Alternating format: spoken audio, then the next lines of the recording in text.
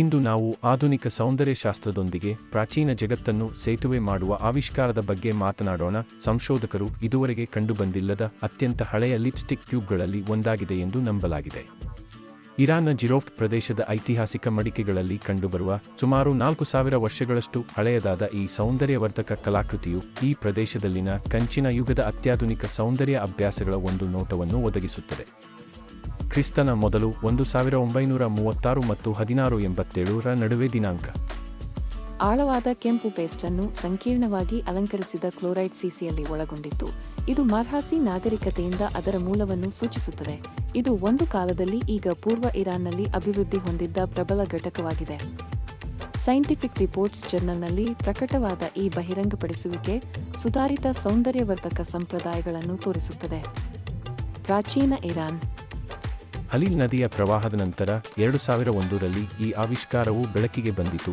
ಇದು ಹಲವಾರು ಪುರಾತನ ಸ್ಮಶಾನಗಳು ಮತ್ತು ಅವುಗಳ ಸಮಾಧಿ ಸಂಪತ್ತನ್ನು ಪತ್ತೆ ಮಾಡಿತು.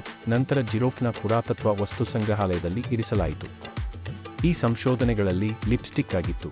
ಇದು ಪ್ರದೇಶದ ಶ್ರೀಮಂತ ಸೌಂದರ್ಯದ ಇತಿಹಾಸವನ್ನು ಎತ್ತಿ ತೋರಿಸುತ್ತದೆ.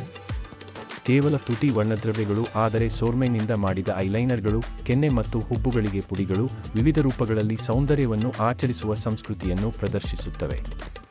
ವಿಶ್ಲೇಷಣೆಯ ನಂತರ ಲಿಪ್ಸ್ಟಿಕ್ನ ಸಂಯೋಜನೆಯು ಹೆಮಟೈಟ್, ಮ್ಯಾಂಗನೈಟ್, ಬ್ರೌನೈಟ್, ಗಲೇನಾ, ಆಂಗಲ್ಸೈಟ್ ಮತ್ತು ಸಸ್ಯ ಆಧಾರಿತ ಮೇಣಗಳ ಮಿಶ್ರಣವನ್ನು ಬಹಿರಂಗಪಡಿಸಿತು. ಸಮಕಾಲೀನ ಲಿಪ್ಸ್ಟಿಕ್ಗಳಲ್ಲಿ ಕಂಡುಬರುವ ಪದಾರ್ಥಗಳನ್ನು ಹೋಲುತ್ತದೆ. ಅವಧಿಯು ಬ್ರ್ಯಾಂಡಿಂಗ್ ಮತ್ತು ಪ್ಯಾಕೇಜಿಂಗ್ನ ಆರಂಭಿಕ ರೂಪವನ್ನು ಸೂಚಿಸುತ್ತದೆ. ಪ್ರಾಚೀನ ನಾಗರಿಕತೆಗಳು ಸುಲಭವಾಗಿ ಗುರುತಿಸಲು ಪ್ರಮಾಣೀಕೃತ ಕಂಟೈನರ್ಗಳಲ್ಲಿ ಸೌಂದರ್ಯವರ್ಧಕ ಉತ್ಪನ್ನಗಳನ್ನು ವ್ಯಾಪಾರ ಮಾಡಿರಬಹುದು ಎಂದು ಸೂಚಿಸುತ್ತದೆ.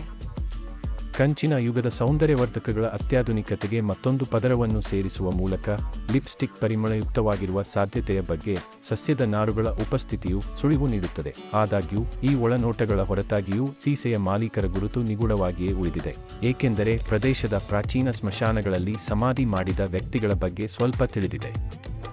ಈ ಆವಿಷ್ಕಾರವು ಪ್ರಾಚೀನ ಇರಾನ್ನ ಕಾಸ್ಮೆಟಿಕ್ ಅಭ್ಯಾಸಗಳ ಮೇಲೆ ಬೆಳಕು ಚೆಲ್ಲುತ್ತದೆ, ಆದರೆ ಸಹಲೇಖಕ ಮಾಸ್ಸಿಮೋ ವಿಡೇಲ್ ಅವರು ಗಮನಿಸಿದಂತೆ ಮೇಕಪ್ ಅನ್ನು ದ್ವಿತೀಯ ಮಹಿಳಾ ವಿಷಯ ಎಂದು ಪ್ರಶ್ನಿಸುತ್ತದೆ.